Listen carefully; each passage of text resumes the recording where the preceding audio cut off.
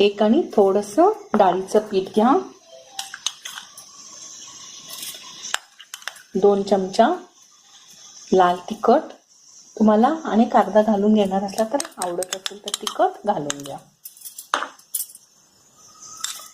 धने जिरे पावडर अर्धापेक्षा थोडं जास्त,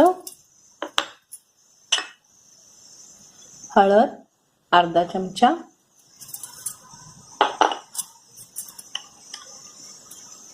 मीठ तुमच्या चवीनुसार घालून घ्या. आपण हे सगळं मसाला मिक्स करून घेऊया.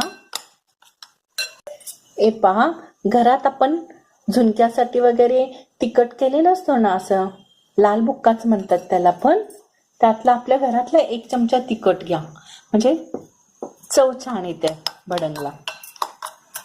यात आपण